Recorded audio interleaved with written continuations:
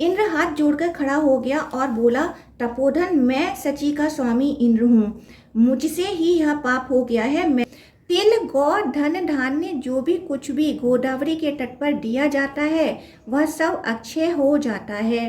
कुछ काल के बाद अंजना ने वायु के अंश से हनुमान जी को जन्म दिया और अद्रिका के गर्भ से को पीड़ा देने वाली क्षुधा देवी, तुमको भी नमस्कार है।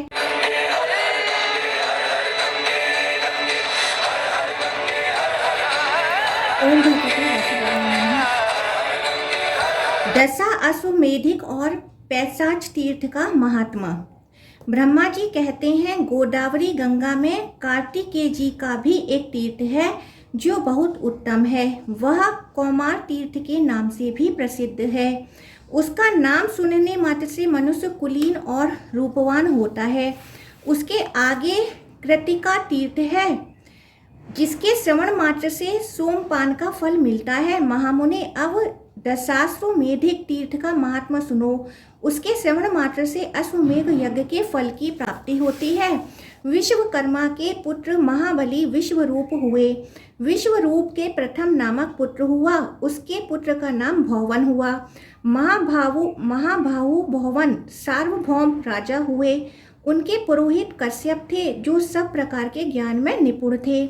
एक दिन महाबाहु भौवन ने अपने पुरोहित से पूछा, मुने, मैं एक ही साथ 10 अश्वमेध यज्ञ करना चाहता हूँ, वह यज्ञ कहाँ करूँ?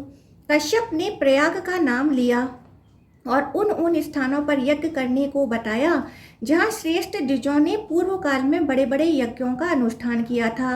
राजा के यज्ञ में बहुत से ऋषि ऋत्विज हुए। पुरोहित ने एक ही साथ 10 अश्वमेध यज्ञ आरंभ किए, किंतु उनमें से एक भी पूर्ण न हुआ। यह देखकर राजा को बड़ी चिंता हुई। उन्होंने प्रयाग छोड़कर अन्य स्थानों पर उन यज्ञों का आरंभ किया, किंतु वहां भी विघ्न दोष आ पहुंचे। इस प्रकार अपने यज्ञों को अपूर्ण देख राजा ने पुरोहित से कहा, देश और काल के दोष से अथवा मेरे और आपके दोष से हमारे 10 अश्वमेध यज्ञ पूर्ण नहीं हो पाते। यूं कहकर दुखी हुए राजा भवन अपने पुरोहित कश्यप के साथ बृहस्पति जी के ज्येष्ठ भ्राता संवर्तक के पास गए और इस प्रकार बोले, भगवान, मुझे ऐसा कोई उत्तम प्रदेश बतलाइए जहाँ एक ही साथ आरंभ किए हुए 10 अश्वमेध यज्ञ पूर्ण हो जाएं। तब मुनिश्रेष्ठ संवर्तक ने कुछ काल तक ध्यान करके महाराज भवन से कहा, ब्रह्मा जी के पास जाओ, वही उत्तम प्रदेश बताएंगे। महाबुद्धिमान भवन महात्मा कश्यप को साथ ले मेरे पास आ पहुँचे और मुझसे भी उत्तम देश आदि के विषय में प्रश्न करने लगे।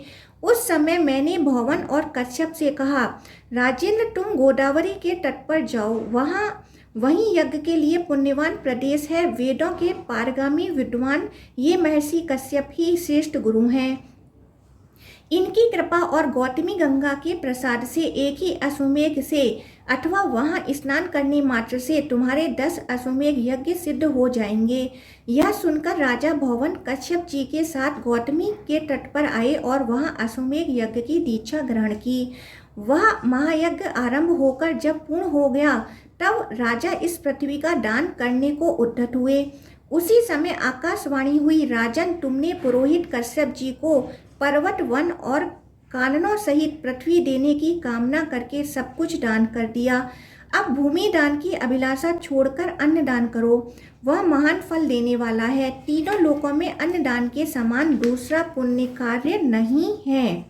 विशेषतः गंगा जी के तट पर श्रद्धा के साथ किए हुए अन्नदान की महिमा अकथनीय है। तुमने जो प्रचुर दक्षिणा से युक्त यह अश्वमेध यज्ञ किया है, इससे तुम कृतार्थ हो गए। अब इस विषय में तुम्हें अन्यथा विचार नहीं करना चाहिए। तिल, गौ, धन धान्य जो भी कुछ भी गोदावरी के तट पर दिया जाता है वह सब अक्षय हो जाता है। यह सुनकर सम्राट भवन ने ब्राह्मणों को बहुत सा अन्नदान किया। तब से वह तीर्थ दशा अश्वमेधिक के नाम से विख्यात हुआ। वहाँ स्नान करने से 10 अश्वमेध यज्ञों का फल प्राप्त होता है। उससे आगे पैसाच तीर्थ है जो ब्रह्मावादी महर्षियों द्वारा सम्मानित है। यह गोदावरी के दक्षिण तट पर स्थित है। अब मैं उसका स्वरूप बतलाता हूँ, सुनो। मुनिश्रेष्ठ नारद ब्रह्मागिरि के पार्श्व भाग में अंजन नाम से प्रसिद्ध एक पर्वत है। वहाँ एक सुंदरी अप्सरा शाप भ्रष्ट होकर उत्पन्न हुई। उसका नाम अंजना था। उसके सब अंग बहुत सुंदर थे, किंतु मुंह वानरी का था। केसरी नामक श्रेष्ठ वानर अंजना के पति थे। केसरी के एक दूसरी भी स्त्री थी जिसका नाम अद्रिका था। वह भी शापभ्रष्ट अप्सरा ही थी। उसके भी सब अंग सुंदर थे, किंतु मुंह बिल्ली के समान था। अद्रिका भी अंजन पर्वत पर ही रहती थी। एक समय केसरी दक्षिण समुद्र के तट पर गए थे। इसी बीच में महर्षि अगस्त्य अंजन पर्वत पर आए। अंजना और अद्रिका का दोनों ने महर्षि का यथोचित पूजन किया। इससे प्रसन्न होकर महर्षि ने कहा, तुम दोनों वर मांगो। वह बोली, मुनीश्वर, हमें ऐसे पुत्र दीजिए जो सबसे बलवान, श्रेष्ठ और सब लोगों का उपकार करने वाले हों। तथास्तु कहकर मुनि श्रेष्ठ अगस्त्य दक्षिण दिशा में चले गए। कुछ काल के बाद अंजना ने वायु के अंश से हनुमान जी को जन्म दिया और अद्रिका के गर्भ से नृत्यति के अंश से पिशाचों का राजा और अद्रि उत्पन्न हुआ। उसके बाद दोनों स्त्रियों ने उक्त देवताओं से कहा, हमें मुनि के वरदान से पुत्र तो प्राप्त हुए, किंतु इंद्र के शाप से हमारा मुख कुरूप होने के कारण सारा शरीर ही विकृत हो गया है। इसे दूर करने के लिए हम क्या उपाय करें, इसे आप दोनों बताएं। तब भगवान वायु और नृत्यति ने कहा, गोदावरी में स्नान और दान करने से तुम्हें शाप से छुटकारा मिल जाएगा। यूं कहकर वे दोनों वहीं अंतर्धान हो गए। तब पिशाच रूपधारी अद्रि ने अपने भाई हनुमान जी को प्रसन्न करने के लिए माता अंजना को लाकर गोदावरी में नहलाया। इसी प्रकार हनुमान जी भी अद्रिका को लेकर बड़ी उतावली के साथ गौतमी गंगा के तट पर आए। तब से वह पैसाच और अंजन तीर्थ के नाम से विख्यात हुआ। वह समस्त अभीष्ट वस्तुओं को देने वाला शुभ तीर्थ है। ब्रह्मागिरी से 53 योजन पूर्व की ओर मार्जार तीर्थ है। मार्जार तीर्थ से आगे हनुमत तीर्थ और वृषा कपि तीर्थ है। उसके आगे फैना संगम तीर्थ बताया गया है, जो समस्त कामनाओं को पूर्ण करने वाला है। उसका स्वरूप और फल उसी के प्रसंग में बताया जाएगा। क्षुधा तीर्थ और अहिल्या संगम तीर्थ का महात्म्य। ब्रह्मा जी कहते हैं, नारद, अब क्षुधा तीर्थ का वर्णन करता हूँ, एकाग्र चित्त होकर सुनो।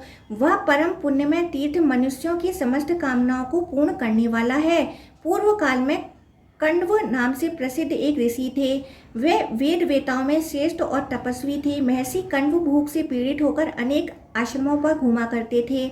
एक दिन वह गौतम के पवित्र आश्रम पर आए। वह आश्रम अन्न और जल से संपन्न था। अपने को क्षुधा से पीड़ित और गौतम को वैभवशाली देख कण्व का मन विरक्ति से भर गया। वह सोचने लगे, गौतम भी एक श्रेष्ठ ब्राह्मण हैं और मैं भी उन्हीं की भांति तपोनिष्ठ हूँ। बराबर वाले के पास याचना करना कदापि उचित नहीं है। अतः यद्यपि मैं भूख से व्याकुल हूँ और मेरे शरीर में पीड़ा भी हो रही है, तथापि गौतम के घर में भोजन नहीं करूँगा। इस समय गौतमी गंगा के तट पर चलूं और उन्हीं से संपत्ति मांगूं। ऐसा निश्चय करके महर्षि कण्व परम पावन गंगा जी के तट पर गए और स्नान करके पवित्र एवं संयम चित्त हो कुश आसन पर बैठकर गौतमी गंगा तथा क्षुधा देवी की स्तुति करने लगे। कण्व बोले, भारी पीड़ाओं को हरने वाली भगवती गंगा, तुम्हें नमस्कार है, तथा सब लोगों को पीड़ा देने वाली क्षुधा देवी, तुमको भी नमस्कार है। महादेव जी की जटा से प्रकट हुई कल्याणमयी गौतमी, तुम्हें नमस्कार है, तथा महामृत्यु के मुख से निकली हुई क्षुधा देवी, तुम्हें भी नमस्कार है। देवी, तुम ही पुण्यात्माओं के लिए शांति रूपा और दुरात्माओं के लिए क्रोध स्वरूपा हो। नदी के रूप से सबके पाप ताप हर लेती हो और क्षुधा रूप में आकर सबको पाप ताप देती रहती हो। कल्याणकारिणी देवी, तुम्हें नमस्कार है। पापों का दमन करने वाली गंगा, तुम्हें प्रणाम है। भगवती शांति करी, तुम्हें नमस्कार है। दरिद्रता का विनाश करने वाली देवी, तुम्हें प्रणाम है। कण्व के इस प्रकार स्तुति करने पर उनके सामने दो रूप प्रकट हुए, एक तो गंगा का मनोहर स्वरूप और दूसरी क्षुधा की भयानक मूर्ति। जिज श्रेष्ठ कण्व ने पुनः हाथ जोड़कर नमस्कार करते हुए कहा, देवी गोदावरी, तुम संपूर्ण मंगलों के लिए भी मंगलमयी हो। सुबह, ब्राह्मी, महेश्वरी, वैष्णवी और त्र्यंबका, ये सब तुम्हारे ही नाम हैं। तुम्हें नमस्कार है। भगवान त्र्यंबक की जटा से प्रकट होकर महर्षि गौतम का पाप नष्ट करने वाली गोदावरी, तुम तुम 7 धाराओं में विभक्त होकर समुद्र में मिलती हो, तुम्हें नमस्कार है। क्षुधा देवी, तुम समस्त पापियों के लिए पापमयी, दुखमयी और लोभमयी हो। धर्म, अर्थ और काम का नाश करने वाली भी तुम ही हो, तुम्हें बारंबार नमस्कार है। कण्व का यह वचन सुनकर गंगा और क्षुधा दोनों ही बहुत प्रसन्न हुई और बोली, सुव्रत, तुम मनोवांछित वर मांगो। तब कण्व ने गंगा जी को प्रणाम करके कहा, देवी, मुझे मन के अनुकूल भोग, वैभव, आयु, धन और मोक्ष प्रदान कीजिए।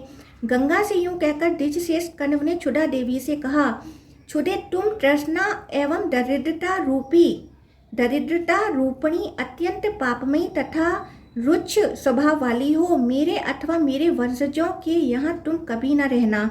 जो क्षुधातुर मनुष्य इस स्रोत से तुम्हारी स्तुति करें, उनके दरिद्रता और दुख का नाश हो जाए। जो लोग इस परम पुण्यमय तीर्थ में भक्ति पूर्वक स्नान, दान और जप आदि करें, वे धन संपत्ति के भागी हों।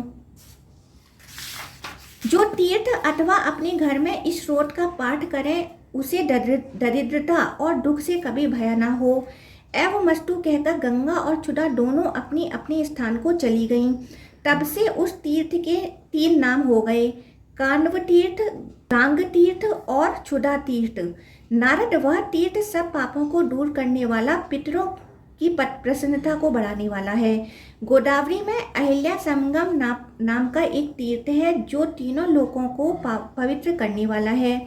मुनि श्रेष्ठ, उस तीर्थ की उत्पत्ति का वृतांत सुनो। पूर्व काल की बात है, मैंने अत्यंत कौतूहलवश कुछ सुंदरी कन्याओं की सृष्टि की। उनमें से एक कन्या सबसे श्रेष्ठ और उत्तम लक्षणों से युक्त थी।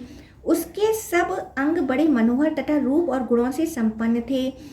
उस समय मेरे मन में यह विचार हुआ कि कौन पुरुष इस कन्या का पालन पोषण करने में समर्थ है। सोचने पे महर्षि गौतम ही मुझे समस्त गुणों में श्रेष्ठ, तपस्वी, बुद्धिमान, समस्त शुभ लक्षणों से सुशोभित और वेदांगों के ज्ञाता प्रतीत हुए। अतः उन्हीं को मैंने वह कन्या दे दी और कहा, मुनि श्रेष्ठ, जब तक यह युवती न हो जाए तब तक तुम ही इसका पालन पोषण करना। युवावस्था होने पर पुनः इस साध्वी कन्या को मेरे पास ले आना। यूं कहकर मैंने गौतम को वह कन्या समर्पित कर दी। गौतम अपने तपोबल से निष्पाप हो चुके थे। उन्होंने विधि पूर्वक उस कन्या का पालन पोषण किया और युवती होने पर उसे वस्त्र आभूषणों से सुसज्जित करके मेरे पास ले आए।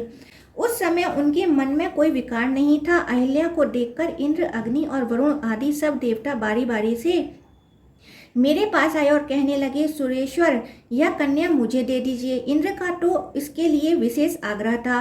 महर्षि गौतम की महत्वता, गंभीरता और धीरता का विचार करके मुझे बड़ा विस्मय हुआ। मैंने सोचा, यह सुमुखी कन्या गौतम को ही देने योग्य है और किसी को नहीं, अतः उन्हीं को दूंगा। ऐसा निश्चय करके मैंने देवताओं और ऋषियों से कहा, यह सुंदरी कन्या उसी को दी जाएगी जो सारी पृथ्वी की परिक्रमा करके सबसे पहले यहाँ उपस्थित हो जाए, दूसरे किसी को नहीं मिलेगी। मेरी बात सुनकर शिव देवता अहिल्या की प्राप्ति के लिए पृथ्वी की परिक्रमा करने चले गए। इसी बीच में कामधेनु सुरभि बच्चा देने लगी। अभी बच्चे का आधा शरीर ही बाहर निकला था। उसी अवस्था में गौतम ने उसे देखा और उसी को पृथ्वी भाव से देखते हुए उसकी परिक्रमा की। साथ ही उन्होंने शिवलिंग की भी प्रदक्षिणा की। इसके बाद सोचा, संपूर्ण देवताओं ने भी अभी पृथ्वी की एक परिक्रमा भी पूरी नहीं की और मेरे द्वारा 2 परिक्रमाएं पूरी हो गईं। ऐसा निश्चय कर वे मेरे समीप आए और मुझे प्रणाम करके बोले, कमलासन विश्वात्मन, आपको बारंबार नमस्कार है। ब्राह्मण, मैंने सारी वसुधा की प्रदक्षिणा कर ली।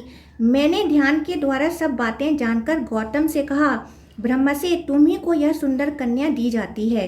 वास्तव में तुमने पृथ्वी की परिक्रमा पूरी कर ली, जो वेदों के लिए भी दुर्बोध है। उस धर्म का स्वरूप तुम जानते हो। जो गाय आधा प्रसव कर चुकी हो, वह 7 दीपों वाली पृथ्वी के तुल्य है। उसकी परिक्रमा कर ली जाए तो समूची पृथ्वी की परिक्रमा हो जाती है। शिवलिंग की प्रदक्षिणा का भी यही फल है। अतः उत्तम व्रत का पालन करने वाले गौतम, मैं तुम्हारे धैर्य, ज्ञान और तपस्या से बहुत संतुष्ट हूँ। यूं कहकर मैंने गौतम को अहिल्या सौंप दी।